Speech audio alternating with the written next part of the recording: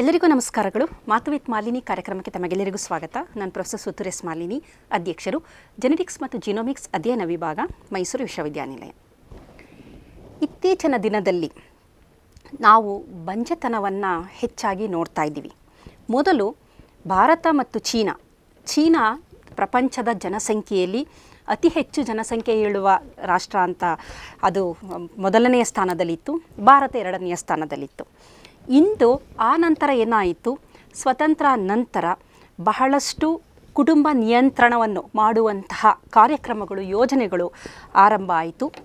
ನಾವಿಬ್ಬರು ನಮಗಿಬ್ಬರು ಅಂತೇಳಿ ದಂಪತಿಗಳಿಗೆ ಎರಡೇ ಮಕ್ಕಳು, ಅದು ಎರಡು ಗಂಡಾಗಿರ್ಬೋದು ಹೆಣ್ಣಾಗಿರ್ಬೋದು, ನಮಗೆ ಎರಡೇ ಮಕ್ಕಳು ಸಾಕು ಎನ್ನುವ ಅಂತಹ ಒಂದು ಕಾನೂನಲ್ಲ, ಆದರೆ ಜನಸಾಮಾನ್ಯರು ಅದನ್ನು ಒಪ್ಪಿಕೊಂಡ್ರು. ಹಾಗಾಗಿ ಎರಡೇ ಮಕ್ಕಳು. ಆದರೆ ನಂತರದ ದಿನಗಳಲ್ಲಿ ಒಂದೇ ಮಗು, ಒಂದು ಕುಟುಂಬದಲ್ಲಿ ಒಂದೇ ಮಗು. ಕಾರಣ ಗಂಡ ಹೆಂಡತಿರು ಇಬ್ಬರು ಕೆಲಸಕ್ಕೆ ಹೋಗುವಂಥದ್ದು, ಜವಾಬ್ದಾರಿಗಳು ಹೆಚ್ಚು, ಮಗುವಿನ ಆರೈಕೆ ಕಷ್ಟ. ಹಾಗಾಗಿ ಏನು ಮಾಡ್ತಾಯಿದ್ರು, ಒಂದು ಮಗು ಅಂತ ಒಂದೇ ಮಗುವನ್ನು ಪಡೀತಾಯಿದ್ರು. ಇತ್ತೀಚಿನ ದಿನದಲ್ಲಿ ಏನಾಗಿದೆ ಅಂದರೆ, ಈ ಬಂಜೆತನ ಅನ್ನುವುದು, ಅದರಲ್ಲೂ ಪುರುಷ ಬಂಜೆತನ ಹೆಚ್ಚಾಗ್ತಾ ಇದೆ. ದಂಪತಿಗಳಲ್ಲಿ ನಾವು ಬಂಜೆತನ ಅಂತ ಅದನ್ನು ನೋಡೋದಾದರೆ, ಅದರ ವ್ಯಾಖ್ಯಾನವನ್ನು ನೋಡೋದಾದರೆ, ವಿಶ್ವ ಆರೋಗ್ಯ ಸಂಸ್ಥೆಯ ಪ್ರಕಾರ ಯಾವ ದಂಪತಿಗಳು ಮದುವೆಯಾಗಿ 1 ವರ್ಷವಾದರೂ ಸತತವಾದ ಲೈಂಗಿಕತೆಯಲ್ಲಿ ಇದ್ದರೂ, ಯಾವುದೇ ರೀತಿಯ ಕುಟುಂಬ ನಿಯಂತ್ರಣ ಯೋಜನೆಯನ್ನು ಕೈಗೊಳ್ಳದಿದ್ದರೂ ಸಹ ಮಕ್ಕಳಾಗದಿದ್ದಂತಹ ಸಂದರ್ಭವನ್ನು ನಾವು ಬಂಜೆತನ ಅಂದರೆ ದಂಪತಿಗಳಲ್ಲಿ ಬಂಜೆತನ ಅಂತ ಕರಿತೀವಿ. ದಂಪತಿಗಳಲ್ಲಿ ಈ ಬಂಜೆತನಕ್ಕೆ ಪುರುಷರ ಕಾರಣವನ್ನು ನಾವು ನೋಡೋದಾದರೆ, 42% ಪುರುಷರಲ್ಲಿ ಒಂದು ತೊಂದರೆಗಳಿರುತ್ತೆ, 38% ಮಹಿಳೆಯರಲ್ಲಿ ತೊಂದರೆಗಳಿರುತ್ತೆ. ನಂತರ ದಂಪತಿಗಳಿಬ್ಬರಲ್ಲೂ ತೊಂದರೆ ಇರುವಂಥದ್ದು 10%. ಇನ್ನೂ ಒಂದು ಸಂದರ್ಭ ಇದೆ, ದಂಪತಿಗಳಿಗೆ ಎಲ್ಲ ಪರೀಕ್ಷೆಗಳನ್ನು ಮಾಡ್ತಾರೆ, ಆದರೂ ಸಹ ಕಾರಣ ಗೊತ್ತೇ ಆಗೋದಿಲ್ಲ, ಅದು 10%. ಅದನ್ನು ಈಡಿಯೋಪತಿಕ್ ಕಂಡೀಷನ್ ಅಂತ ನಾವು ಕರಿತೀವಿ. ಹಾಗಾಗಿ ಬಂಜೆತನ ಅನ್ನುವುದು ಇತ್ತೀಚಿನ ದಿನದಲ್ಲಿ ಹೆಚ್ಚಾಗ್ತಾ ಇದೆ. ಇದಕ್ಕೆ ಕಾರಣಗಳು ಹಲವಾರು. ನಮ್ಮ ಜೀವನ ಶೈಲಿಯಲ್ಲಿ ಬದಲಾವಣೆ, ನಮ್ಮ ಆಹಾರ ಕ್ರಮ, ನಮ್ಮ ಹವ್ಯಾಸಗಳು, ಪ್ರಮುಖವಾಗಿ ಈ ಕಾರಣಗಳಿಂದಾಗಿಯೇ ನಾವು ಹೆಚ್ಚಾಗಿ ಬಂಜೆತನವನ್ನು ನೋಡ್ತಾ ಇದ್ದೀವಿ. ಮೊದಲೆಲ್ಲ ಈ ಒಂದು ಗರ್ಭಧಾರಣ ಕೇಂದ್ರಗಳು ಅಥವಾ IVF ಸೆಂಟರ್ಸ್ಗಳು ಎಲ್ಲೋ ಒಂದು ದೇಶದಲ್ಲಿ ಕೆಲವು ಭಾಗಗಳಲ್ಲಿ, ಅದು ಮುಖ್ಯವಾಗಿ ರಾಜಧಾನಿ ದೆಹಲಿ ಆಗಿರ್ಬೋದು, ದೊಡ್ಡ ನಗರವಾದ ಮುಂಬೈ ಆಗಿರ್ಬೋದು, ಅಂಥ ಕಡೆ ಇರ್ತಾಯಿತ್ತು. ಬೆಂಗಳೂರಿನಲ್ಲೂ 1-2 ಅಂಥ ಕೇಂದ್ರಗಳು ಇತ್ತು. ಆದರೆ ಇಂದೇನಾಗಿದೆ, ಪ್ರತಿಯೊಂದು ಜಿಲ್ಲೆಯಲ್ಲೂ 1 ಡಜನ್ ಗಟ್ಟಲೆ IVF ಗರ್ಭಧಾರಣ ಕೇಂದ್ರಗಳು ಎಲ್ಲಿ ಈ ಒಂದು ಅಣಬೆಗಳ ಥರ ತಲೆ ಎತ್ತಿದೆ. ಅಲ್ಲಿ ಯಾವ ರೀತಿ ಅದನ್ನು ಗರ್ಭಧಾರಣೆ ಮಾಡ್ತಾರೆ ಅನ್ನೋದು ಸರಿಯಾಗಿ ಗೊತ್ತಿಲ್ಲ. ಅದರಲ್ಲಿ ನುರಿತ ತಜ್ಞರಿದ್ದಾರಾ, ಯಾವ ಪ್ರೊಸೀಜರ್ನ ಅವರು ಮಾಡ್ತಾರೆ ಅನ್ನೋದು ಗೊತ್ತಿಲ್ಲ. ಕೆಲವು ಕೇಂದ್ರಗಳಲ್ಲಿ ಮಾಡಬಹುದು, ಕೆಲವು ಕೇಂದ್ರಗಳಲ್ಲಿ ಆ ಕಾನೂನನ್ನು ಪಾಲನೆ ಮಾಡದಿರೋಂಥ ಸಂದರ್ಭಗಳು ಸಹ ಇದೆ. ಆದರೆ ಹಿಂದೇನಾಗ್ತಾ ಇದೆ ಅಂದರೆ, ಬಂಜೆತನ ಹೆಚ್ಚಾಗೋದ್ರಿಂದ ದಂಪತಿಗಳು ಯಾವುದೋ ಒಂದು ದಾರಿಯಲ್ಲಿ ಗರ್ಭಧಾರಣ ಕೇಂದ್ರಕ್ಕೆ ಹೋಗಿ ಅಲ್ಲಿ ಒಂದು ಮಗುವನ್ನು ಪಡೆಯುವ ಒಂದು ನಿರೀಕ್ಷೆಯಲ್ಲಿ ಇರೋದರಿಂದ ಅವರಿಗೆ ಕೆಲವೊಂದು ವಿಚಾರಗಳು ಅವರು ತಿಳ್ಕೋಬೇಕು. ಆದರೆ ಸಾಮಾನ್ಯವಾಗಿ ವೈದ್ಯರ ಬಳಿ ಹೋದಾಗ ಸಂಪೂರ್ಣ ಮಾಹಿತಿಯ ಲಭ್ಯತೆ ಆಗದೇ ಇರಬಹುದು. ಕಾರಣ ಸಮಯದ ಅಭಾವ, ಸಮಯ ಅಷ್ಟೊಂದು ವಿವರವಾಗಿ ತಿಳಿಸೋಕ್ಕೆ ವೈದ್ಯರಿಗೆ ಆಗೋದಿಲ್ಲ. ಮತ್ತು ಅದನ್ನು ಕೇಳಿ ತಿಳಿದುಕೊಳ್ಳುವ ಸಾವಧಾನವೂ ಸಹ ಈ ದಂಪತಿಗಳಿಗೆ ಇರೋದಿಲ್ಲ. ಹಾಗಾಗಿ ಎಲ್ಲೋ ಒಂದು ಕಡೆ ಈ ಮಾಹಿತಿಯ ನಿಖರತೆ, ಮಾಹಿತಿಯ ಲಭ್ಯತೆಯಲ್ಲಿ ಕೊರತೆ ಉಂಟಾಗಿರೋದ್ರಿಂದ ಎಲ್ಲೋ ಒಂದು ಕಡೆ ಸಂಪೂರ್ಣ ಮಾಹಿತಿ ಈ ದಂಪತಿಗಳಿಗೆ ದೊರಕ್ತಾ ಇಲ್ಲ ಅಂತ ಹೇಳ್ಬಹುದು. ಹಾಗಾದರೆ ಬಂಜೆತನದ ಬಗ್ಗೆ ನಾವು ನೋಡೋದಾದರೆ, ಇದರಲ್ಲಿ ಮುಖ್ಯವಾದ 2 ಕೆಟಗರಿ ಇದೆ. ಒಂದು ಪ್ರೈಮರಿ ಇನ್ಫರ್ಟಿಲಿಟಿ ಮತ್ತು ಸೆಕೆಂಡರಿ ಇನ್ಫರ್ಟಿಲಿಟಿ, ಪ್ರಾಥಮಿಕ ಬಂಜೆತನ ಮತ್ತು ದ್ವಿತೀಯ ಹಂತದ ಬಂಜೆತನ ಅಂತ.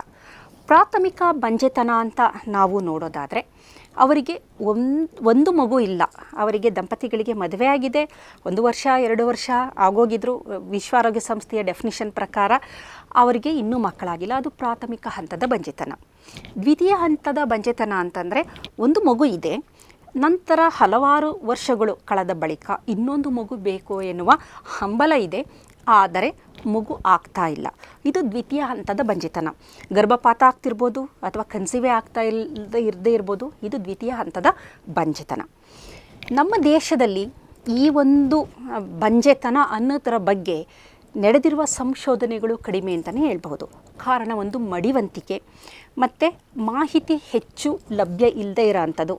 ಆಮೇಲೆ ವಿಜ್ಞಾನಿಗಳು ಮುಖ್ಯವಾಗಿ ಪುರುಷ ಬಂಜೆತನಕ್ಕೆ ತಮ್ಮನ್ನು ತಾವು ತೊಡಗಿಸಿಕೊಳ್ಳೋದೇ ಇರೋದು. ಕಾರಣ ಏನು ಅಂತಂದರೆ, ಪುರುಷ ಬಂಜೆತನವನ್ನು ತಾವು ಅಭ್ಯಾಸ ಮಾಡಬೇಕು ಅಂತಂದರೆ ತಮಗೆ ರಕ್ತದ ಜೊತೆಗೆ ವೀರ್ಯದ ಪರೀಕ್ಷೆಗಳನ್ನು ಸಹ ಮಾಡಬೇಕಾಗುತ್ತೆ. ರಕ್ತದ ಮಾದರಿಯ ಜೊತೆಗೆ ವೀರ್ಯದ ಮಾದರಿಯನ್ನು ಸಹ ತಾವು ಪಡಿಬೇಕಾಗುತ್ತೆ. ರಕ್ತವನ್ನು ಯಾರು ಬೇಕಾದರೂ ಕೊಡ್ತಾರೆ, ಆದರೆ ವೀರ್ಯ ಅಂತಂದಾಗ ಎಲ್ಲೋ ಒಂದು ಹಿಂಜರಿಕೆ, ಮಡಿವಂತಿಕೆನ ನಾವು ನೋಡ್ತೀವಿ.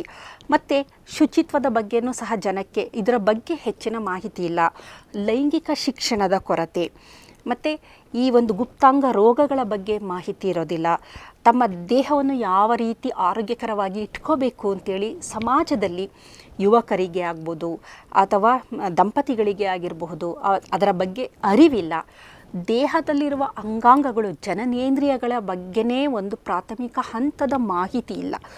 ಗರ್ಭಧಾರಣೆ ಯಾವ ರೀತಿ ನಡೆಯುತ್ತೆ, ಗರ್ಭ ಧರಿಸಿದ ನಂತರ ಯಾವ ರೀತಿ ಇರಬೇಕು, ಮಗುವನ್ನು ಯಾವ ರೀತಿ ಲಾಲನೆ ಪಾಲನೆ ಮಾಡಬೇಕು, ಇದರ ಮಾಹಿತಿಯ ಕೊರತೆ ಸಮಾಜದಲ್ಲಿ ಇರೋದರಿಂದ ಎಲ್ಲೋ ಒಂದು ಕಡೆ ಈ ಥರದ ಸಂಶೋಧನೆಗಳು ಮುನ್ನೆಲೆಗೆ ಬರಬೇಕು. ಹೆಚ್ಚು ವಿಜ್ಞಾನಿಗಳು ಈ ಥರದ ವಿಚಾರಗಳಲ್ಲಿ ಸಂಶೋಧನೆ ಮಾಡಿ ಸಂಶೋಧನೆಯಲ್ಲಿ ದೊರಕಿರುವ ಫಲಿತಾಂಶವನ್ನು ಜನಸಾಮಾನ್ಯರಿಗೆ ತಲುಪುವ ಥರ ಮಾಡಿದಾಗ ಮಾತ್ರ ಇಂತಹ ಗಂಭೀರ ಸಮಸ್ಯೆಗಳಿಗೆ, ಅದು ಸ್ವಲ್ಪ ಮಡಿವಂತಿಕೆ ಇಂಥ ಸಮಸ್ಯೆಗಳಿದು, ಇಂತಹ ಸಮಸ್ಯೆಗಳಿಗೆ ಪರಿಹಾರವನ್ನು ನಾವು ಮಾಡಬಹುದು. ಈ ಒಂದು ಕ್ಷೇತ್ರದಲ್ಲಿ ಸುಮಾರು ನನಗೆ ಒಂದು 20 ವರ್ಷಗಳ ಅನುಭವ ಇದೆ. ಇದರ ಜೊತೆಯಲ್ಲಿ ಸುಮಾರು 14 ವಿದ್ಯಾರ್ಥಿಗಳು ಇದೊಂದೇ ವಿಚಾರವಾಗಿ ಹೆಚ್ಚಿನ ಸಂಶೋಧನೆಯನ್ನು ಮಾಡಿದ್ದಾರೆ. ಅಂದರೆ ಬಹಳ from the scratch till molecular level ಅಂತ ಹೇಳ್ತೀವಲ್ಲ, ಸಣ್ಣದರಿಂದ ಮಾಲಿಕ್ಯುಲರ್ ಲೆವೆಲ್ವರೆಗೂ ಯಾವ ರೀತಿ ತೊಂದರೆಗಳು ಆಗಬಹುದು, ಅದಕ್ಕೆ ನಿವಾರಣೆ ಏನು ಅನ್ನುವುದನ್ನು ಬಹಳ ದೀರ್ಘವಾದ ಸಂಶೋಧನೆಯನ್ನು ಮಾಡಿದ್ದೀವಿ. ಹಾಗಾಗಿ ಈ ಒಂದು ಬಂಜೆತನದ ಬಗ್ಗೆ ಹೆಚ್ಚಿನ ಬೆಳಕನ್ನು ಚೆಲ್ಲಬೇಕು ಎನ್ನುವ ಒಂದು ಆಸೆಯಿಂದ ಈ ಒಂದು ಸಂಚಿಕೆಯನ್ನು ಮಾಡ್ತಾ ಇರೋದು. ಬಂಜೆತನ ಅಂತಂದಾಗ ನಾವು ವೀರ್ಯವನ್ನು ಪರೀಕ್ಷೆ ಮಾಡ್ತೀವಿ. ಮೊದಲನೇದಾಗಿ ಆ ಪರೀಕ್ಷೆ ಮಾಡಿದಾಗ ನಮಗೆ ಇದು ಬಂಜೆತನ ಹೌದೋ ಅಲ್ಲವೋ ಅಂತ ನಮಗೆ ಗೊತ್ತಾಗುತ್ತೆ. ಅದರಲ್ಲಿ ಮುಖ್ಯವಾಗಿ ಒಬ್ಬ ಆರೋಗ್ಯವಂತ ವ್ಯಕ್ತಿಯ ವೀರ್ಯಾಣುಗಳ ಸಂಖ್ಯೆ 15 ಮಿಲಿಯನ್ ಪರ್ ml ಗಿನ್ನ ಹೆಚ್ಚಿದ್ದರೆ ಅವನನ್ನು ನಾವು ಆರೋಗ್ಯವಂತ ವ್ಯಕ್ತಿ, ಅಂದರೆ ಫಲವತ್ತತೆಯನ್ನು ಹೊಂದಿರುವ ವ್ಯಕ್ತಿ ಅಂತ ನಾವು ಸಾಮಾನ್ಯವಾಗಿ ಅವನ್ನ ಕನ್ಸಿಡರ್ ಮಾಡ್ತೀವಿ. ಹಿಂದೆ ವಿಶ್ವ ಆರೋಗ್ಯ ಸಂಸ್ಥೆಯ ಪ್ರಕಾರ 20 ಮಿಲಿಯನ್ ಪರ್ ml ಇರಬೇಕಿತ್ತು. ನಂತರ ಏನಾಗಿದೆ, ಅದು ರಿವೈಸ್ ಆಗಿ ಇತ್ತೀಚಿನ ವಿಶ್ವ ಆರೋಗ್ಯ ಸಂಸ್ಥೆಯ ಡೆಫಿನಿಷನ್ ರಿವೈಸ್ಡ್ ಮ್ಯಾನ್ಯುಯಲ್ ಪ್ರಕಾರ ಅದು 15 ಮಿಲಿಯನ್ ಪರ್ mlಗೆ ಇದೆ. 15 ಮಿಲಿಯನ್ ಪರ್ ml ವೀರ್ಯಾಣುಗಳು ಏನಾರು ಇದ್ದಂಥ ಪಕ್ಷದಲ್ಲಿ ಆ ವ್ಯಕ್ತಿ ಆರೋಗ್ಯವಂತ ವ್ಯಕ್ತಿ ಅಂತ, ಅಂದರೆ ಫಲವತ್ತತೆಯನ್ನು ಹೊಂದಿರುವ ವ್ಯಕ್ತಿ ಅಂತ ನಾವು ಹೇಳ್ಬೋದು. ಅದಕ್ಕಿಂತ ಕಮ್ಮಿ ಇದ್ದಂಥ ಪಕ್ಷದಲ್ಲಿ, ವೀರ್ಯಾಣುಗಳ ಸಂಖ್ಯೆ 15 ಮಿಲಿಯನ್ಗಿನ್ನ ಕಡಿಮೆ ಇದ್ದಂಥ ಪಕ್ಷದಲ್ಲಿ ಆ ಒಂದು ಸ್ಥಿತಿಯನ್ನು ಆಲಿಗೋಸ್ಪರ್ಮಿಯಾ ಅಂತ ಕರಿತೀವಿ. ಆಲಿಗೋಸ್ಪರ್ಮಿಕ್ ಕಂಡೀಷನ್ ಅಥವಾ ಆಲಿಗೋಸ್ಪರ್ಮಿಯಾ ಅಂತ ಅದನ್ನ ಕರಿತೀವಿ. ನಂತರ ವೀರ್ಯಾಣುಗಳಿಗೆ ಒಂದು ಚಲನೆ ಇರುತ್ತೆ. ವೀರ್ಯಾಣುಗಳ ಚಲನೆ ಇಲ್ಲದಂಥ ಸ್ಥಿತಿಯನ್ನು ಆಸ್ಥೆನೋಸ್ಪರ್ಮಿಕ್ ಕಂಡೀಷನ್ ಅಂತ ನಾವು ಕರಿತೀವಿ. ವೀರ್ಯದಲ್ಲಿ ವೀರ್ಯಾಣುಗಳು ಇಲ್ಲದೆ ಇದ್ದಂಥ ಸಂದರ್ಭವನ್ನು ಎಝೋಸ್ಪರ್ಮಿಯಾ, ಅಂದರೆ ವೀರ್ಯ ಇದೆ ಆದರೆ ವೀರ್ಯಾಣುಗಳು ಇಲ್ಲ. ವೀರ್ಯನೇ ಬೇರೆ, ವೀರ್ಯಾಣುನೇ ಬೇರೆ. ವೀರ್ಯ ಅನ್ನೋದು ದ್ರವ, ಅದರಲ್ಲಿ ವೀರ್ಯಾಣುಗಳು ಇದ್ದಾಗ ಅಂತಹ ಸಂದರ್ಭದಲ್ಲಿ ಫಲವತ್ತತೆ ಆಗುತ್ತೆ. ಅದು ಆಗದೇ ಇದ್ದಂಥ ಸಂದರ್ಭದಲ್ಲಿ ವೀರ್ಯದಲ್ಲಿ ವೀರ್ಯಾಣುಗಳೇ ಇಲ್ಲ, ಒಂದು ವೀರ್ಯಾಣುನೂ ಇಲ್ಲ, ಅಂಥ ಸಂದರ್ಭವನ್ನು ಎಝೋಸ್ಪರ್ಮಿಯಾ ಅಂತ ನಾವು ಕರಿತೀವಿ. ಅದೇ ರೀತಿ ಕೆಲವರಿಗೆ ವೀರ್ಯನೇ ಉತ್ಪಾದನೆ ಆಗೋದಿಲ್ಲ.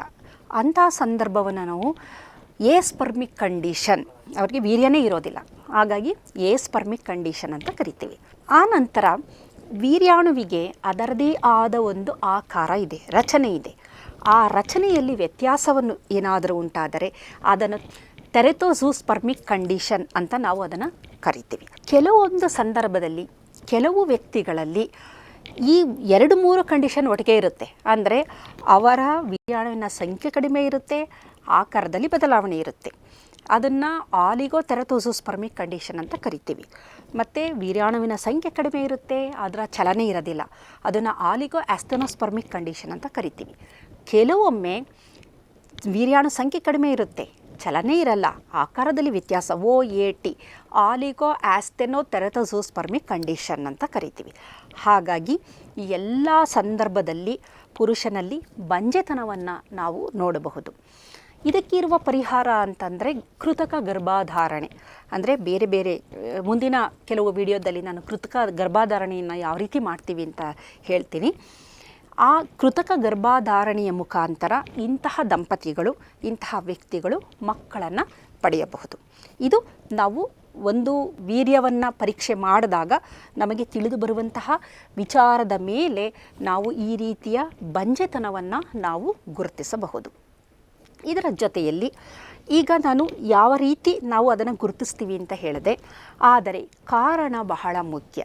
ಈ ಬಂಜೆತನಕ್ಕೆ ಏನು ಕಾರಣ ಅಂತಂದರೆ ಇದೊಂದು ಬಹುವಿಧದ ಅಸ್ವಸ್ಥತೆ. ಅಂದರೆ ಒಂದು ಕಾರಣ ಇರೋದಿಲ್ಲ, ನಾನಾ ರೀತಿಯ ಕಾರಣಗಳಿಂದಾಗಿ ಪುರುಷರಲ್ಲಿ ಬಂಜೆತನವನ್ನು ನಾವು ನೋಡಬಹುದು. ಒಬ್ಬ ವ್ಯಕ್ತಿಯ ಕಾರಣಕ್ಕೂ ಮತ್ತೊಬ್ಬ ವ್ಯಕ್ತಿಯ ಕಾರಣಕ್ಕೂ ಬಹಳಷ್ಟು ವ್ಯತ್ಯಾಸ ಇರುತ್ತೆ. ಒಂದು ವ್ಯಕ್ತಿಗೆ ಒಂದು ವರ್ಣತಂತುಗಳಲ್ಲಿ ವ್ಯತ್ಯಾಸದಿಂದ ಅವನಿಗೆ ಬಂಜೆತನ ಬಂದಿದ್ದರೆ, ಮತ್ತೊಬ್ಬ ವ್ಯಕ್ತಿಗೆ ಹಾರ್ಮೋನಿನ ವ್ಯತ್ಯಾಸದಿಂದ ಬಂದಿರ್ಬೋದು. ಮಗದೊಬ್ಬ ವ್ಯಕ್ತಿಗೆ ಅವನ ಜನನೇಂದ್ರಿಯಗಳಲ್ಲಿ ಉಂಟಾಗಿರುವ ಊತ ಆಗ್ಬೋದು, ಕ್ಯಾನ್ಸರ್ ಗೆಡ್ಡೆ ಆಗ್ಬೋದು, ಕಲ್ಲುಗಳಾಗ್ಬೋದು, ಸೋಂಕಾಗ್ಬೋದು, ಇದರಿಂದ ಬಂದಿರಬಹುದು. ಈ ರೀತಿ ಒಬ್ಬ ವ್ಯಕ್ತಿಯಿಂದ ಒಬ್ಬ ವ್ಯಕ್ತಿಗೆ ಇದು ಬದಲಾಗೋದ್ರಿಂದ ಪ್ರತಿಯೊಬ್ಬ ವ್ಯಕ್ತಿಗೆ ಸೂಕ್ತವಾದ ಒಂದು ತಪಾಸಣೆ ಮಾಡಿ ಅದಕ್ಕೆ ತಕ್ಕಂತಹ ಒಂದು ಔಷಧೋಪಚಾರಗಳನ್ನು ಮಾಡಿ ಕೆಲವೊಂದು ಸಂದರ್ಭದಲ್ಲಿ ಬಂಜೆತನವನ್ನು ನಿವಾರಣೆ ಮಾಡಬಹುದು.